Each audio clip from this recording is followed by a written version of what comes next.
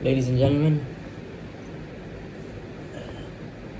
the football season is coming to an end. Oh, the lights finally on, perfectly fine. Now that we're approaching the end of the season, I think it's good enough time to make some predictions and give some thoughts on what the season has been. Obviously, let's talk about the elephant in the room, the UEFA Champions League. Where do we begin? I think we need to keep this a bit closer. So, So, we're into the semi-finals of the Champions League right now. The semi-finals are a couple of weeks away. Tomorrow is the Copa del Rey final. No, we're not going to get into Barcelona as of yet because obviously I'm going to primarily talk about Barcelona because they're my favorite team. The Champions League final. Arsenal versus PSG on one side, Barcelona versus Inter Milan on one side. Let's start off statistically. If you just look at the stats, which team has the best chance of winning the Champions League? I would say Barcelona, obviously, because they've humiliated defending champions Real Madrid twice. They were second in the Champions League table, behind Liverpool, who are already out. So right now, if you go by the league standings, they were first. They're top of the league. They're in the domestic cup final, and they've already won one trophy. So, keeping that in mind, Barcelona statistically look the strongest. Next up, I think who looks the strongest has to be PSG. They beat their league leaders, Champions League stage leaders, and also their own, domestic league leaders, Liverpool, over the course of two legs on penalties. Yes, but PSG are looking like a very dominant side. PSG are looking very well rounded, which I have not seen for a while. The defense is strong. They have an amazing midfield. They have João Neves and Vitinha. I just can't think of what João Neves and Vitinha do when they're playing for Portugal. I'm going to be honest, I don't see a lot of PSG games. I don't see Portugal games. But the PSG games I did see, I think that is one of the best midfield combinations you can get right now in this world.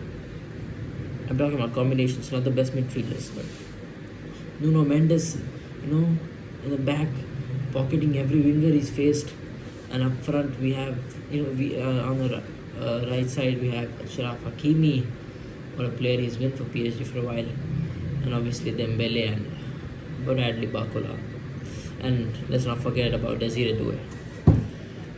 An amazing French lineup for PSG, and they've been very strong. Obviously, I think they are the second most. If I had to put those teams in, who's going to win? I'm going to put Arsenal on third, actually. I'm going to do that. I'm going to go there. I know they're not leading their own league. They weren't, the top two sides in the Champions League standings. But they beat Real Madrid. They hammered Real Madrid. The only other team that has been able to do that this season is Barcelona, and they just look like a well-rounded side. I'm going to get into Arsenal a lot more, but finally let's talk about Inter Milan. I'm gonna be honest, I haven't seen a lot of the games. They are said to have the best defense in the world right now. They are the league leaders. They lost to AC Milan in their Italian Super Cup final. That's kind of surprising. And I think they lost. Are they in the Italian Domestic Cup final? I'm not sure. But yeah. And the only game I did see of Inter Milan properly this season was the game against Bayern. And they actually led in a lot of goals, over the course of two legs than what you would expect the best defense in the world to do. So I'm actually going to put Inter Milan in fourth place right now. I'm going to start talking about teams. So what are my predictions for the semi-finals? I think Barcelona wins, and I know I put PSG up front, but I think Arsenal wins. I think the most easiest answer would be a Barcelona PSG final and Barcelona wins, but there's never an easy answer in Champions League. Especially we've seen that very predominantly this year's Champions League. And I have to talk about Arsenal because if any team needs a Champions League the most right now, it's Arsenal. Let's be honest. I mean, Barcelona and Arsenal may be in the same category, but I mean, everybody needs a Champions League. You can say PSG need a Champions League, they haven't had one ever. Neither have Arsenal. And Inter Milan, they haven't won one in 15 years. Barcelona are the ones who have won it the most recently, 10 years ago. 10 years isn't any recent either, but. So I'm going to go for the difficult answer here. And I'm going to say Arsenal wins the Champions League. And you're talking what? I mean, that would be the craziest thing to happen. Even if, before this Real Madrid game happened, if you would tell someone that Arsenal would win the Champions League, it would be the craziest thing. Because why would Arsenal win the Champions League? I'm going to talk about something here. Obviously, if any of them can win, but there's a thing I want to talk about, and it's about building a team, building a legacy. No matter how good teams are, no matter how good this Barcelona team is this Barcelona team better than the Arsenal team on paper? Yes, 100%, 110%. This PSG team is better than Arsenal team on paper, and I don't think if you look at it on paper, Arsenal getting to the semis, let alone win the Champions League. But this is Hansi Flick's first season at Barcelona. This is Luis Enrique's second season at PSG. I'm not going to talk about, I think Inzaghi is the manager for Inter Milan. I don't think Inter is a strong enough team to win the Champions League. Hey, they can prove me wrong, but I don't think Inter are winning the Champions League. I'm going to talk about Barcelona, Arsenal, PSG here. But Mikel Arteta has been building this team for a while, and he was improving every season. Every damn season, he was getting closer and closer to becoming better and better and best. And this year, obviously, they're now winning the Prem. It just has to get better. And the only way it can get better from last season, where they finished second in a close race. This isn't a close race this year, is if they win the Champions League. And I'm going to talk about building teams. You could say 10 years down the line, this Barcelona, if Barcelona don't win the Champions League, how is it that this Barcelona side doesn't win the Champions League? It's such a good team. Yes, undoubtedly, but the team is young. It's immature. I have to say that. 10 years down the line, you could question me saying, maybe if Rafinha is a great player 10 years down the line, you say, this team had Rafinha, this team had, if Lamine Yamal is a great player, it had Lamine Yamal, it had Pedri, it had Gavi, it had De Jong, it had Balde, it had Kubarsi. But right now, you have to take the context into, you have to take the context, put the context in your mind. They are all still young. And young team doesn't mean that they can't win the Champions League. They have. This thing has been proven wrong many times. But I think Hansi Flick coming in and winning the Champions League in his very first year at Barcelona would be a crazy story. And this team is still young. And I can see this team crumbling under pressure. Because that's what happened last year. And I'm telling you, as a person who witnessed the entire season last year, Barcelona looked like they could win the Champions League last year. Very much so. Maybe not as much as this year, but they very much so looked like they could win the Champions League last season. And they fucked it up in the last third of the season. They fucked up everything. They fucked up the La Liga, they fucked up the Copa del Rey, and they lost to Athletic Bilbao. And they fucked up the Champions League. They lost to PSG. That didn't have Neymar or Messi. So a lot of things have to be taken into consideration. It's not easy to build a legacy. You've never okay, I need a break. Okay, let's take a couple of examples here. Mikel Arteta obviously has been building this team for a while, right? And this is an Arsenal team that I think may go down in history. But they need something big to do that. And I think the Champions League is the thing that could do that for them. Building teams is never an easy job. Not from scratch. not anything. You want to talk about one of the biggest managers in this world? Let's talk about it. Let's talk about Joseph Guardiola. Let's talk about Pep Guardiola. When he came into Bayern Munich. Okay, 1 minute. I want to talk about what the team looked like when a manager came in.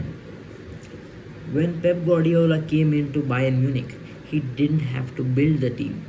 The team had Schweinsteiger, the team had Ribery, Neuer, Thomas Muller, won the Golden Boot in 2010 World Cup. The team had Toni Kroos. And I'm taking into context, so I'm not going to say Toni Kroos. Okay, I'll take back Toni Kroos because that is still a young Toni Kroos.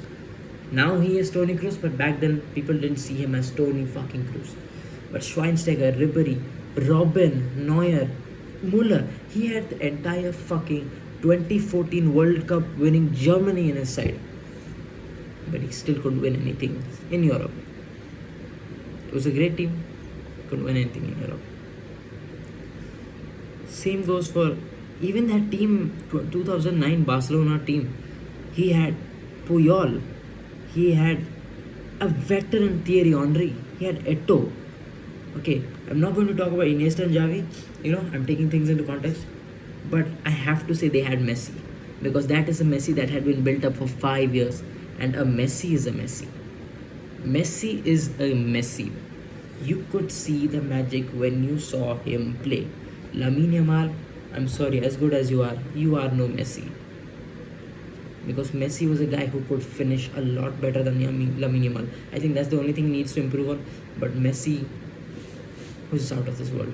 I know this is a 17-year-old Lamine Yamal. I'm not criticizing him in any way. But he had fucking prime Messi. Alright. And all the players I talked about. Henry and Yaya Toure, Abidal. What a lineup by. Yeah, Pedro also. Victor Valdez, captain. And he won the Champions League twice with them. But then when he came to Man City, how long did it take for him to win a Champions League? He came to Man City in the 16-17 season. Let's say 17, he won it in 23. Took him 6 years. 6 to 7 years. Took him 6 to 7 years to win a Champions League. Even the greatest take time. And as great as you may say Luis Enrique is, as great as you may say Hansi Flick is, it will take time. Luis Enrique, 2015 Barcelona. You're talking about 2015 Barcelona? Where was that Barcelona coming from? Only about 4 years back they had won the fucking Champions League. They had been in the Champions League semis in 2012 too. In 2013 too. Okay, this Barcelona side has been in the Champions League semis for the first time in 6 years. That team had Luis Suarez from Liverpool, dominated the Premier League. That team had veteran Lionel Messi. La Pulga, veteran Iniesta, veteran Xavi, veteran Busquets. It's a reason they say it's one of the greatest teams of all time. Because that team was stacked and that team was experienced. This team is stacked but inexperienced. And we have seen what inexperience can do to a team. But the Arsenal team has been built. And maybe it's time. Maybe it is. I think statistically the best chance to win the Champions League, Barcelona. But it's never the easy answer. Statistically last year, Man City should have been the front runner to win the Champions League. They did a treble and they were winning their league too. Then they bottled it all in the end. Lost the Champions League, lost the FA Cup, whatever. But Arteta has been building this side. Luis Enrique, if this is PSG's first Champions League, it's going to be crazy. Because this side has not been built up at all. This side is still finding its way and it's done very well in what it's doing. Dembele, you could say he was getting better at the end of the season, but he was not that great at first for PSG. Only 2 goals in 6-7 months. Mbappe left.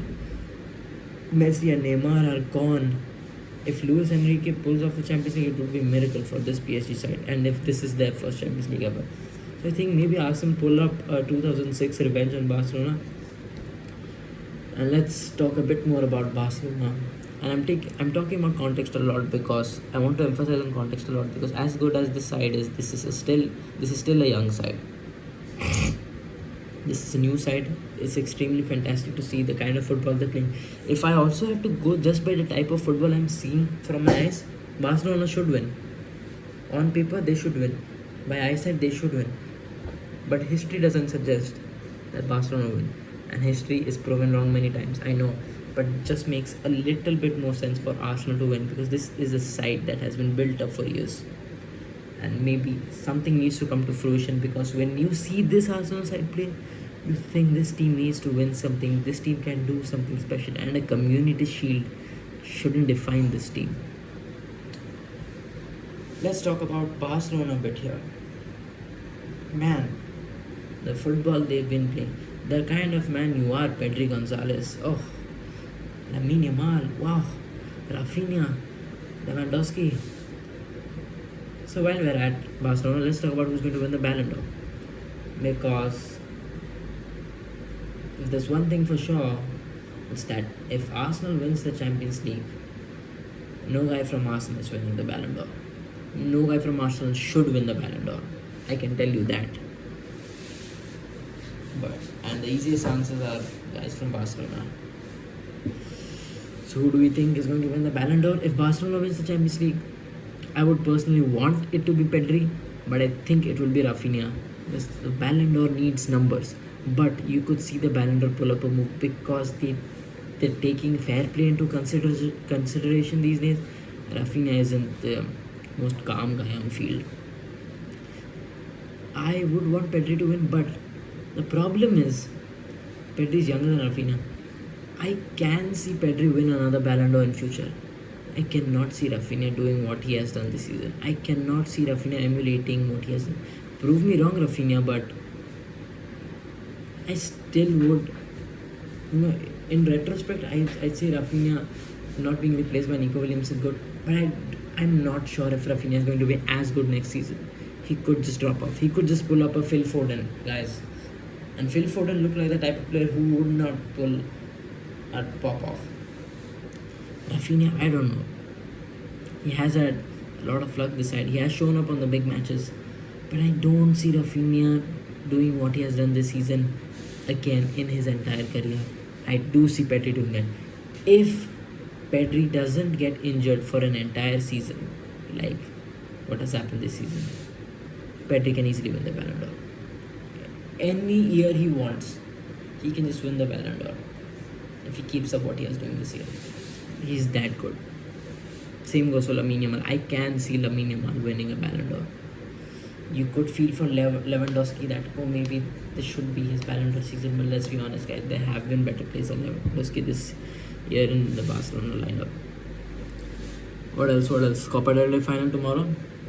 I'm scared, I'm excited. Visca Barça, Visca Catalunya, Sempre Barça, Mesca in club. But you never know, it's Real Madrid. It's a moments club. It's a club that starts playing football from the 80th minute. It's a club that only shows up to play finals. It's a club that is very unpredictable. It's a club that can be the best team in the world and the worst team in the world in the same week.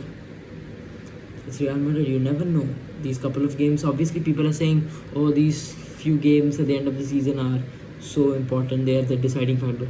That's what happens every fucking season, bhai. That's what happens every fucking season. That's the point of knockout games like Copa del Rey finals and Champions League semi-finals. They're supposed to be knockouts. You either win or you don't. This is such a... Every season, the end of the season is a deciding phase. 95% of the times. Sometimes, like when you're in Liga or what Liverpool is doing this season, you could say that it's not that important. Even last year, the league was going down the wire until Barcelona fucked off in that El Clasico. Let's not get into that with the VR and everything, the goal and technology. And then they fucked up everywhere, and City fucked up, and then just Bayern fucked up, and then everything just went down for everyone else other than Real Madrid. I have a lot more to say, but I can't think of much right now. I'm having kind of a headache. So that'll just be it. Bye. And I'm getting a video call from my mom, so bye.